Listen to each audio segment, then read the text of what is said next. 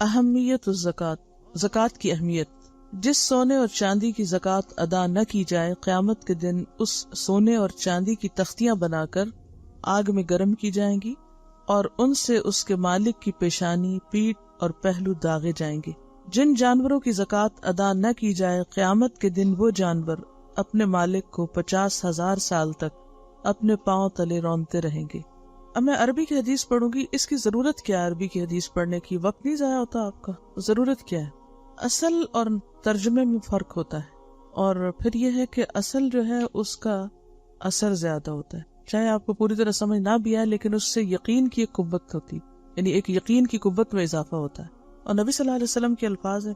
عن ابی ہریرہ رضی اللہ عنہ قال قال رسول اللہ صلی اللہ علیہ وسلم ما من صاحب ذهب ولا فضة لا يؤدي منها حقها إلا إذا كان يوم القيامة صفحت له صفائح من نار فأحمي عليها في نار جهنم فيكوى بها جنبه وجبينه وزهره كلما ردت عيدت له في يوم كان مقداره 50,000 سنة حتى يقضى بين العباد فيرى سبيله إما إلى الجنة وإما إلى النار قيل يا رسول الله فالإبل قال ولا صاحب إبل لا يؤدي منها حقها ومن حقها حلبها يوم وردها إلا إذا كان يوم القيامة بتح لها بقاء قرقر أوفر ما كانت لا يفقد منها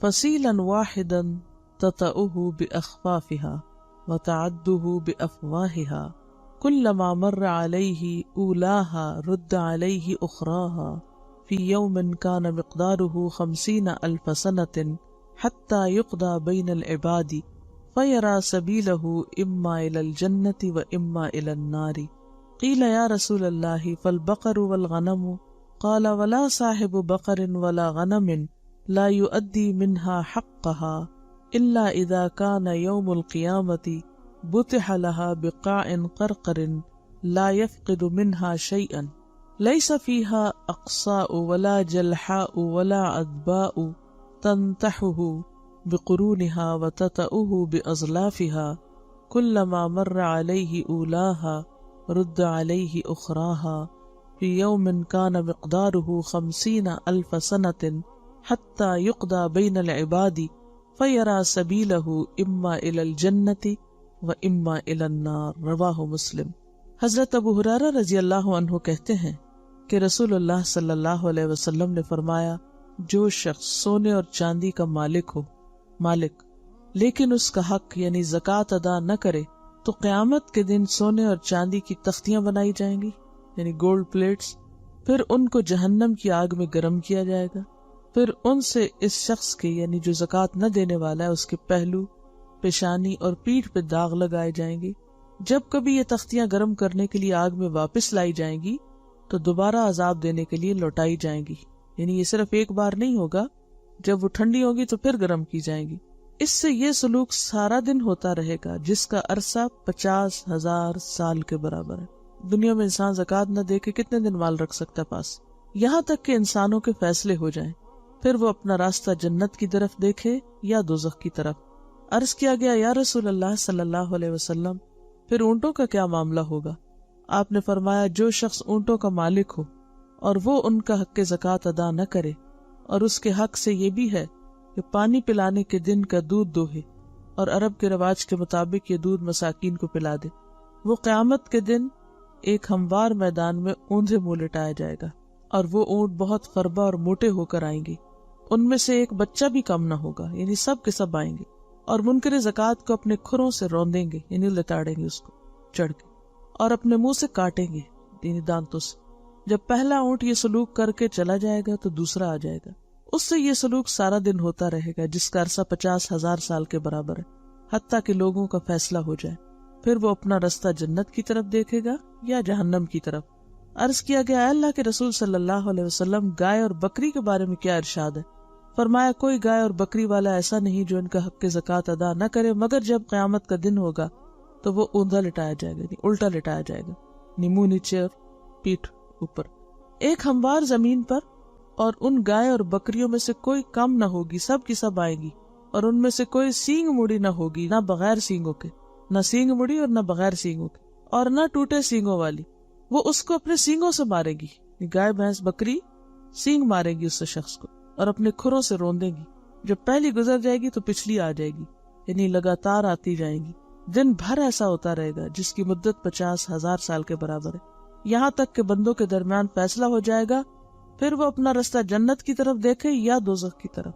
ایسا شخص بعد میں جنت میں بھی جا سکتا ہے، ہو سکتا ہے اس کی باقی سارے کام ٹھیک ہوں، نمازیں ہوں، روزے ہوں، اور بھی جو نیک اچھے کام کرنے اس نے کیے ہوں، لیکن زکوٰۃ میں کوتاہی کا یہاں یہ سزا بتائی جا رہی ہے، یہ صلہ بتایا جا رہا ہے۔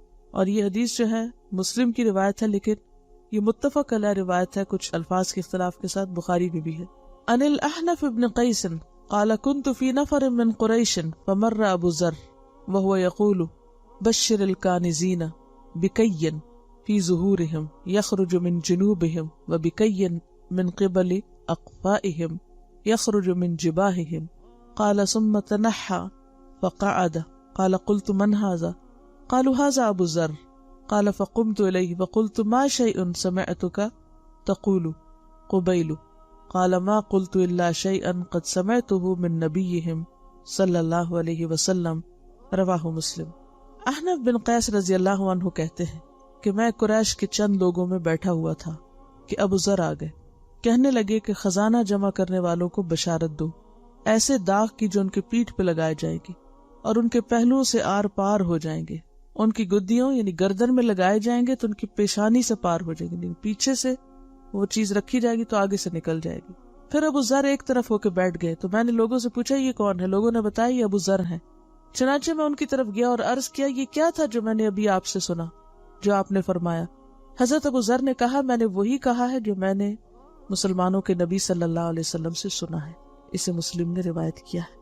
زکوٰۃ نہ دینے والوں کا روپیہ پیسہ قیامت کے دن گنجا سانپ بن کر ان کو ڈسے اور کاٹے گا۔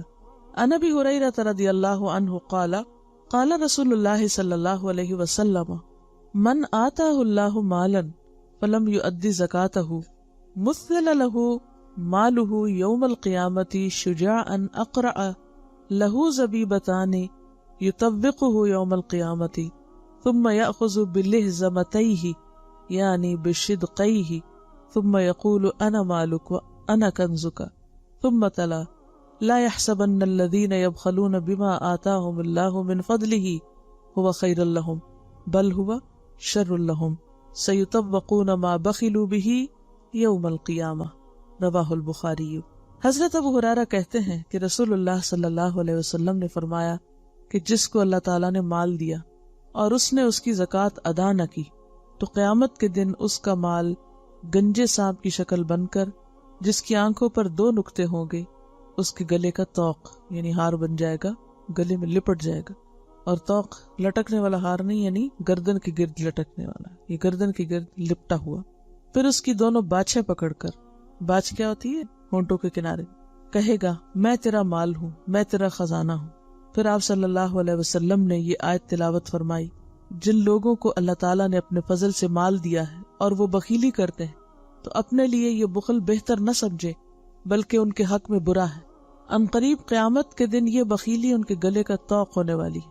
اسے بخاری نے روایت کیا۔ اس میں آپ دیکھیے کہ جیسا جرم ویسی سزا، اس میں سونا اور چاندی کی سزا مختلف بتائی گی، اونٹ گائے بکری وغیرہ کی مختلف، اور روپے پیسے کی مختلف۔ جس مال سے اللہ تعالیٰ کا حق ادا نہ کیا جائے وہ مال تباہ و برباد ہے۔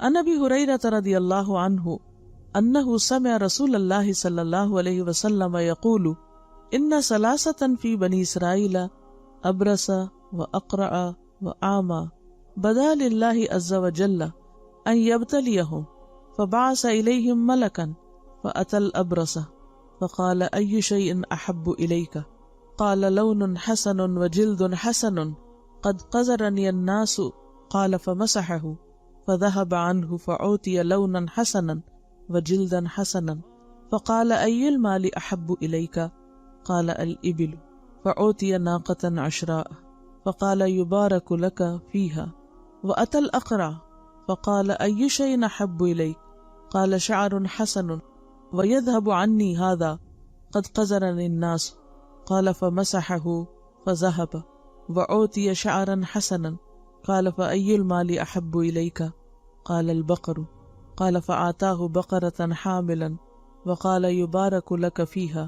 وأتى الأعمى فقال أي شيء أحب إليك قال يرد الله إلي بصري فأبصر به الناس قال فمسحه فرد الله إليه بصره قال فأي المال أحب إليك قال الغنم فأعطاه شاة والدا فأنتج هذان وولد هذا فكان لهذا واد من إبل ولهذا واد من بقر ولهذا واد من الغنم ثم إنه أتى الأبرص في صورته وهيئته فقال رجل مسكين تقطعت بي الحبال في سفري فلا بلاغ اليوم إلا بالله ثم بك أسألك بالذي أعطاك اللون الحسن والجلد الحسن والمال بعيرا أتبلغ عليه في سفري فقال له إن الحقوق كثيرة فقال له كأني أعرفك ألم تكن أبرص يقدرك الناس فقيرا فأعطاك الله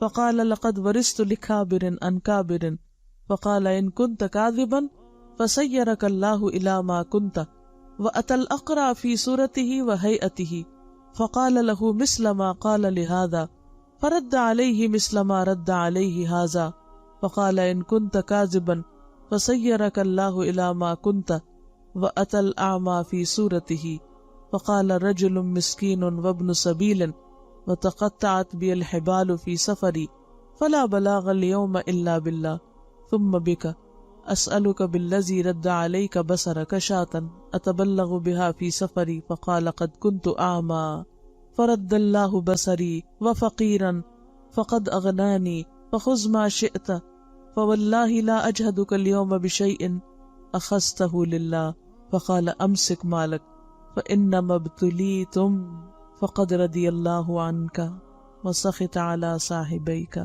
رواہ البخاری۔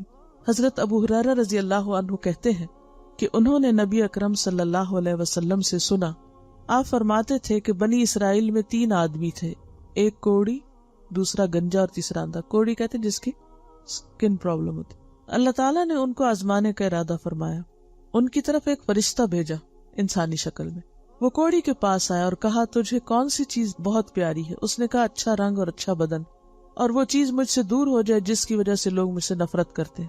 آپ نے فرمایا فرشتے نے اس کے جسم پہ ہاتھ پھیرا، بس اس سے اس کی گندگی دور ہو گئی اور اچھا رنگ اور اچھا بدن دے دیا گیا۔ پھر فرشتے نے کوڑی سے پوچھا تجھے کون سا مال زیادہ پسند ہے؟ اس نے کہا اونٹ یا گائے۔ راوی کو شک ہے یہ اونٹ کہا یا گائے کہی؟ ہاں، کوڑی اور گنجے میں سے ایک نے اونٹ کہا اور دوسرے نے گائے۔ آپ نے فرمایا اسے ایک حاملہ اونٹنی دی گئی اور کہا کہ اللہ تجھے اس میں برکت دے۔ آپ صلی اللہ علیہ وسلم نے فرمایا پھر وہ فرشتہ گنجے کے پاس آیا اور کہا تجھے سب سے زیادہ کون سی چیز پسند ہے؟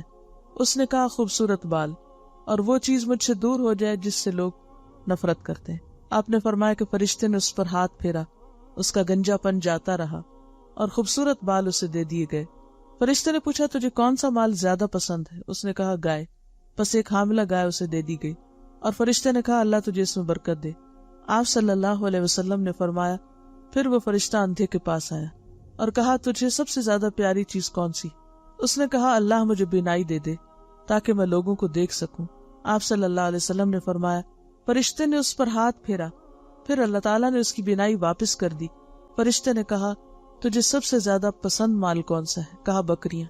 اسے ایک حاملہ بکری دے دی گئی، بس بچے لیے کوڑی اور گنجے نے اونٹ اور گائے کے، اور اندھے نے بکری کے، یعنی ان سب کے جانوروں نے بچے دیے، جس سے کوڑی کے لیے ایک جنگل اونٹوں سے بھر گیا، گنجے کے لیے جنگل گائے سے بھر گیا، اندھے کے لیے جنگل بکریوں سے بھر گیا، یعنی بہت کثیر پیدا ہوا۔ آپ صلی اللہ علیہ وسلم نے فرمایا پھر کچھ عرصے بعد فرشتہ کوڑی کے پاس اس کی پہلی صورت اور شکل میں آیا اور کہا میں غریب آدمی ہوں، سفر میں میرا مال و اسباب جاتا رہا، اب میرا آج کے دن اپنی منزل پر پہنچنا اللہ کی مہربانی اور تیرے سبب سے ہے۔ میں تجھ سے اسی ذات کے واسطے سے مانگتا ہوں جس نے تجھے اچھا رنگ، جسم اور مال دیا، ایک اونٹ چاہتا ہوں جس کے ذریعے اپنی منزل پہ پہنچ سکوں۔ اس نے کہا حقدار بہت ہے، یعنی خرچ بہت ہے، مال کم ہے۔ فرشتے نے کہا میں تجھے پہچانتا ہوں، کیا تو کوڑی نہ تھا کہ لوگ تجھ سے نفرت کرتے؟ تو غریب تھا، اللہ نے تجھے صحت اور مال دیا۔ اس نے کہا مجھے تو یہ مال دولت باپ دادا سے وراثت میں ملا ہے۔ جھوٹ۔ فرشتے نے کہا تو جھوٹا ہے، اللہ تجھے ویسا ہی کر دے جیسے کہ تو تھا۔ آپ صلی اللہ علیہ وسلم نے فرمایا، پھر فرشتہ گنجے کے پاس آیا اور اسے وہی کہا جو کوڑی سے کہا تھا۔ گنجے نے وہی جواب دیا جو کوڑی نے دیا۔ فرشتے نے کہا، اگر تو جھوٹا ہے تو اللہ تجھے ویسا ہی کر دے جیسے تو تھا۔ آپ صلی اللہ علیہ وسلم نے فرمایا، پھر وہ فرشتہ اندھے کے پاس گیا، یعنی سابقہ صورت میں، اور کہا، غریب مسافر ہوں، سفر میں میرا مال و اسباب جاتا رہا، آج میں اپنی منزل پہ نہیں پہنچ سکتا مگر اللہ کی مہربانی اور تیرے سبب۔ تجھ سے اسی ذات کے واسطے سے مانگتا ہوں جس نے تجھے بینائی دی، ایک بکری چاہتا ہوں کہ اس کے باعث اپنی منزل پہ پہنچ سکوں۔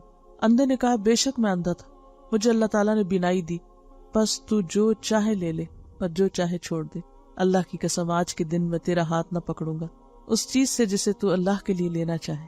فرشتے نے کہا، اپنا مال اپنے پاس رکھ، حقیقت یہ ہے کہ تم تینوں کو آزمائے، بس تجھ سے اللہ راضی ہوا اور تیرے دونوں ساتھیوں پر غصہ کیا۔ اسے بخاری نے روایت کیا۔ تو اس سے کیا پتہ چلتا ہے کہ اگر انسان مال میں سے اللہ کا حق نہ نکالے تو وہ مال ضائع ہو جاتا ہے، جیسے ان دونوں سے ضائع ہوا، اور دینے والے کا پورا باقی بچا۔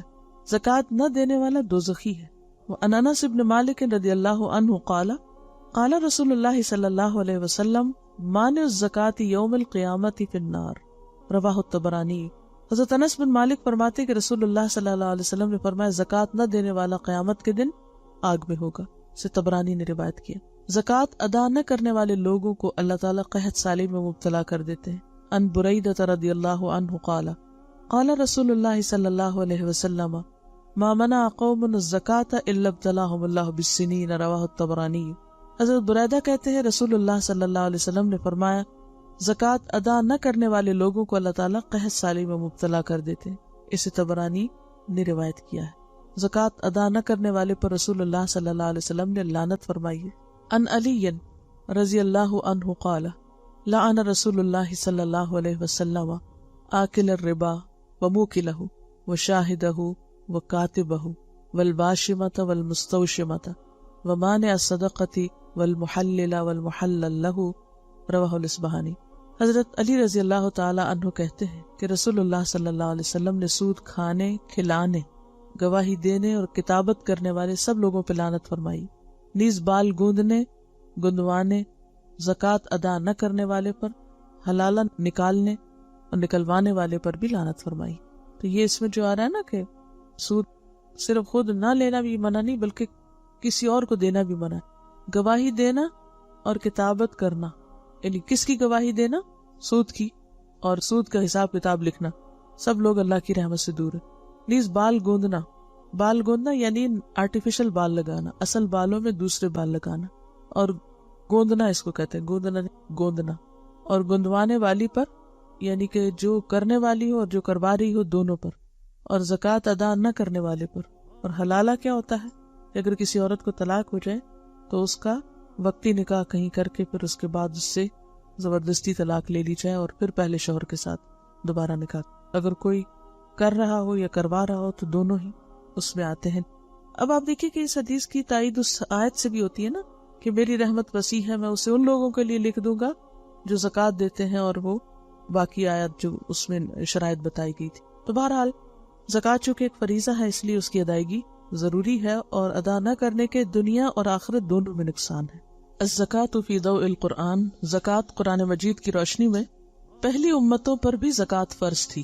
وَإِذْ أَخَذْنَا مِيثَاقَ بَنِي إِسْرَائِيلَ لَا تَعْبُدُونَ إِلَّا اللَّهَ وَبِالْوَالِدَيْنِ إِحْسَانًا وَذِي الْقُرْبَى وَالْيَتَامَى وَالْمَسَاكِينِ وَقُولُوا لِلنَّاسِ حُسْنًا وَأَقِيمُوا الصَّلَاةَ وَآتُوا الزَّكَاةَ ثُمَّ تَوَلَّيْتُمْ إِلَّا قَلِيلًا مِّنْكُمْ وَأَنْتُمْ مُعْرِضُونَ۔ یاد کرو جب بنی اسرائیل سے ہم نے پختہ عہد لیا تھا کہ اللہ کے سوا کسی کی عبادت نہ کرنا، ماں باپ کے ساتھ، رشتہ داروں کے ساتھ، یتیموں اور مسکینوں کے ساتھ نیک سلوک کرنا، لوگوں سے بھلی بات کہنا، نماز قائم کرنا اور زکوٰۃ دینا، مگر تھوڑے آدمیوں کے سوا تم سب اس عہد سے پھر گئے۔ سورۃ البقرہ آیت 83۔ وَكَانَ يَأْمُرُ بِالصَّلَاةِ وَالزَّكَاةِ وَكَانَ عِندَ رَبِّهِ مَرْضِيًّا۔ اسماعیل علیہ السلام کے بارے میں یہ آیت ہے کہ وہ اپنے گھر والوں کو نماز اور زکوٰۃ کی تاکید کرتے تھے اور وہ اپنے رب کے نزدیک بڑے پسندیدہ انسان تھے۔ اب پچھلی آیت میں آپ دیکھیے کہ اللہ تعالیٰ نے باقاعدہ میثاق لیا، اور میثاق کی شق ایک یہ تھی کہ زکوٰۃ ادا کرنا۔ یہاں اسماعیل علیہ السلام اپنے گھر والوں کو نماز کے علاوہ زکوٰۃ کی تائید کرتے ہیں. تو اس سے یہ بات بھی پتہ چلتی ہے کہ گھر کا جو بھی بڑا یعنی شوہر ہے، باپ ہے، تو اس کا فرض بنتا ہے کہ وہ اپنے بچوں کی یا اپنے متعلقین کی آخرت کی فکر کرے. جیسے وہ آتا ہے نا، یا ایھا الذین آمنوا قوا انفسکم واہلیکم نارا، کہ اپنے آپ کو اور اپنے گھر والوں کو آگ سے بچاؤ. اور اس آگ سے بچانے میں سب سے پہلی چیز کیا ہے؟ فرائض کی پابندی کرائے، یعنی فرائض کی پابندی کرائے وہ، اور ان کو یاد دہانی کرائے. اسی لیے آپ نے دیکھا ہوگا کہ بچے نماز پڑھ بھی لیں تو ایک دفعہ ضرور پوچھتے ہیں اچھا پڑھ لی نماز؟ فکر ہوتی ہے نا، تو یہ فکر ہونی چاہیے. اسی طرح زکوٰۃ کے بارے میں بھی فکر ہونی چاہیے. پھر فرمایا وَأَوْصَانِي بِالصَّلَاةِ وَالزَّكَاةِ مَا دُمْتُ حَيًّا، اور اللہ تعالیٰ نے مجھے یعنی عیسیٰ علیہ السلام کو حکم دیا کہ جب تک زندہ ہوں نماز قائم کروں اور زکوٰۃ ادا کرتا رہوں. تو ان تینوں آیات سے کیا پتہ چلتا ہے کہ پچھلی امتوں میں بھی زکوٰۃ کا حکم موجود تھا. ادائیگی زکوٰۃ ایمان کی نشانی اور حرمت جان کی ضمانت ہے. فَإِن تَابُوا وَأَقَامُوا الصَّلَاةَ وَآتُوا الزَّكَاةَ فَإِخْوَانُكُمْ فِي الدِّينِ وَنُفَصِّلُ الْآيَاتِ لِقَوْمٍ يَعْلَمُونَ، پس اگر یہ توبہ کر لیں اور نماز قائم کریں، زکوٰۃ دیں تو یہ تمہارے دینی بھائی ہیں، لہٰذا ان کے خلاف جنگ نہ کرو. اور جاننے والوں کے لیے ہم اپنے احکام واضح کیے دیتے ہیں. یہ سورۃ توبہ کی آیت نمبر 11 ہے. تو اس سے کیا پتہ چلتا ہے کہ جس طرح نماز مومن اور کافر میں فرق کرتی ہے، اسی طرح زکوٰۃ بھی فرق کرتی ہے. اور حضرت ابوبکر صدیق رضی اللہ تعالیٰ عنہ نے جو مانعین زکوٰۃ کے خلاف جنگ کی تھی وہ اسی بنیاد پر کی تھی. زکوٰۃ اللہ کی رحمت کا وسیلہ ہے. وَأَقِیمُوا الصَّلَاةَ وَآتُوا الزَّکَاةَ وَأَطِیعُوا الرَّسُولَ لَعَلَّکُمْ تُرْحَمُونَ، نماز قائم کرو، زکوٰۃ دو اور رسول اللہ صلی اللہ علیہ وسلم کی اطاعت کرو، امید ہے کہ تم پہ رحم کیا جائے گا.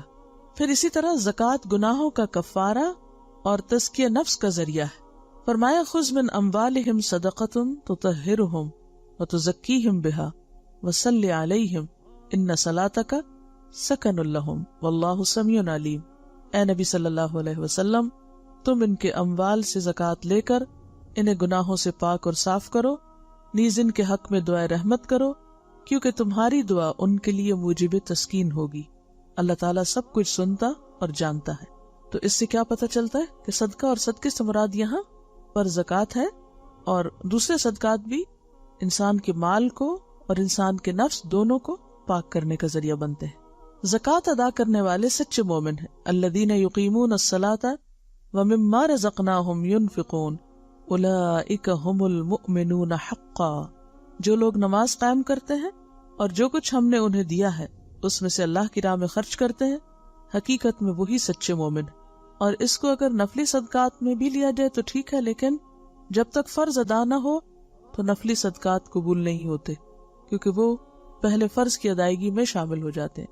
زکوٰۃ ادا کرنے سے دولت میں برکت اور اضافہ ہوتا ہے. وما آتیتم من زکاۃ تریدون وجہ اللہ فاولئک ھم المضعفون، اور جو زکوٰۃ تم لوگ اللہ کی خوشنودی حاصل کرنے کے لیے دیتے ہو اس سے دراصل دینے والے اپنے مال میں اضافہ کرتے ہیں. یعنی اللہ کی راہ میں دینے سے مال کم نہیں ہوتا بلکہ مزید زیادہ ہو جاتا ہے، بڑھ جاتا ہے. زکوٰۃ آخرت میں کامیابی کی ضمانت ہے. الف لام میم تلک آیات الکتاب الحکیم ھدی ورحمۃ للمحسنین الذین یقیمون الصلاۃ ویؤتون الزکاۃ وہم بالآخرۃ ہم یوقنون اولئک علی ھدی من ربہم واولئک ھم المفلحون. الف لام میم یہ کتاب حکیم کی آیات ہیں، ان نیک بندوں کے لیے ہدایت اور رحمت جو نماز قائم کرتے ہیں، زکوٰۃ دیتے ہیں. یہی لوگ اپنے رب کی طرف سے راہ راست پر ہیں اور یہی فلاح پانے والے ہیں. اقتدار حاصل ہونے کے بعد نظام زکوٰۃ کا نفاذ فرض ہے. الذین مکناہم فی الارض اقاموا الصلاۃ وآتوا الزکاۃ وامروا بالمعروف ونہوا عن المنکر وللہ عاقبۃ الامور.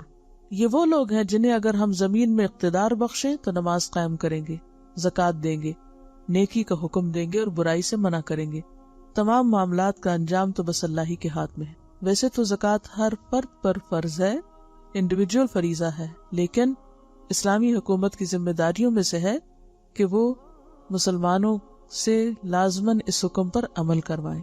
اور اسی کے تحت حضرت ابوبکر نے پھر جنگ کی تھی کہ جو ان کی حکومت کے اندر ایسے لوگ ہیں جو اسلام کا دعویٰ کرتے ہیں لیکن زکوٰۃ نہیں دیتے، تو پھر وہ امن میں نہیں، یا امان انہیں حاصل نہیں ہو سکتی. کیونکہ یہ اسلامی خلیفہ کا یا حاکم کا فریضہ بنتا ہے کہ وہ اس چیز کو بھی لک آفٹر کرے۔ نماز اور زکوٰۃ ادا کرنے والے ایماندار لوگوں ہی کو مساجد آباد کرنے کی سعادت حاصل ہوتی ہے۔ انما یعمر مساجد اللہ من آمن باللہ والیوم الآخر واقام الصلاۃ وآتى الزکاۃ ولم یخش الا اللہ فعسى اولئک ان یکونوا من المہتدین۔ اللہ تعالیٰ کی مسجدوں کے آباد کار تو وہی لوگ ہو سکتے ہیں جو اللہ تعالیٰ اور روز آخر کو مانے، نماز قائم کرے، زکوٰۃ دے اور اللہ کے سوا کسی سے نہ ڈرے۔ انہی سے یہ توقع ہے کہ سیدھی راہ پر چلیں گے۔ زکوٰۃ ادا کرنے والے قیامت کے دن ہر قسم کے خوف اور غم سے محفوظ ہوں گے۔ ان الذین آمنوا وعملوا الصالحات واقاموا الصلاۃ وآتوا الزکاۃ لہم اجرہم عند ربہم ولا خوف علیہم ولا ہم یحزنون۔ جو لوگ ایمان لے آئے اور نیک عمل کریں، نماز قائم کریں اور زکوٰۃ دیں، ان کا اجر بے شک ان کے رب کے پاس ہے اور ان کے لیے کسی خوف اور رنج کا موقع نہیں۔ زکوٰۃ ادا نہ کرنا کفر اور شرک کی علامت ہے۔ زکوٰۃ ادا نہ کرنا ہلاکت اور بربادی کا باعث ہے۔ وَوَيْلٌ لِّلْمُشْرِكِينَ الَّذِينَ لَا يُؤْتُونَ الزَّكَاةَ وَهُمْ بِالْآخِرَةِ هُمْ كَافِرُونَ۔ تباہی ہے ان مشرکوں کے لیے جو زکوٰۃ نہیں دیتے اور آخرت کے منکر ہیں، کیونکہ جسے یہ یقین ہو کہ قیامت کا دن آنا ہے اور مجھے اپنے کیے کا بدلہ ملنا ہے تو وہ کبھی بھی نہ رکے اللہ کا حق ادا کرنے اور بندوں کا حق دینے سے۔ جس مال سے زکوٰۃ ادا نہ کی جائے وہ مال قیامت کے دن اپنے مالک کے گلے میں طوق بنا کے ڈالا جائے گا۔ لا يحسبن الذين يبخلون بما آتاهم الله من فضله هو خير لهم بل هو شر لهم سيطوقون ما بخلوا به يوم القيامة۔ جن لوگوں کو اللہ نے اپنے فضل سے مال و دولت دی ہے اور وہ بخل سے کام لیتے ہیں، اس خیال میں نہ رہے کہ یہ بخل ان کے حق میں بہتر ہے، بلکہ یہ ان کے لیے بہت برا ہے۔ اس بخل سے جو کچھ وہ جمع کر رہے ہیں اسے قیامت کے دن طوق بنا کر ان کے گلے میں ڈال دیا جائے گا۔ زکوٰۃ ادا نہ کرنے والوں کی دولت کو جہنم کی آگ میں گرم کر کے اس سے ان کے جسموں کو داغا جائے گا۔ والذین یکنزون الذھب والفضة ولا ينفقونها فی سبیل اللہ فبشرهم بعذاب علیم یوم یحمى علیہا فی نار جہنم فتکوی بہا جباہهم وجنوبهم وظہورهم ھذا ما کنزتم لانفسکم فذوقوا ما کنتم تکنزون۔ دردناک سزا کی خوشخبری سنا دو ان لوگوں کو جو سونا اور چاندی جمع کر کے رکھتے ہیں اور انہیں اللہ کی راہ میں خرچ نہیں کرتے۔ ایک دن آئے گا کہ اسی سونے چاندی پر جہنم کی آگ دہکائی جائے گی اور پھر اسی سے ان لوگوں کی پیشانیوں، پہلوؤں اور پیٹھوں کو داغا جائے گا اور کہا جائے گا کہ یہ ہے وہ خزانہ جو تم نے اپنے لیے جمع کیا، لو اب اپنی سمیٹی ہوئی دولت کا مزہ چکھو۔ اس کے علاوہ بھی قرآن پاک میں زکوٰۃ کی آیات موجود ہیں، تقریباً 82 آیات ہیں، 82 آیات ہیں جن میں زکوٰۃ کا حکم ملتا ہے، لیکن یہاں چند ایک سلیکٹڈ آیات پائی گئی ہیں۔ تو نماز کے بعد سب سے زیادہ جس فریضے کی ادائیگی پر زور ہے وہ زکوٰۃ ہے۔ رمضان کے بارے میں، روزے کے بارے میں بھی آتا ہے حکم، لیکن ایک جگہ پر آتا ہے۔ اسی طرح ایک جگہ پر براہ راست حکم کے طور پہ آتا ہے اور کچھ جگہوں پر انڈائریکٹلی آتا ہے، جہاں سائحون کا لفظ آتا ہے نا تو وہ بھی روزہ دار کے معنی میں۔ اور حج کا بھی حکم آتا ہے لیکن اتنی تاکید نہیں آتی جتنی زکوٰۃ اور نماز کے بارے میں آتی۔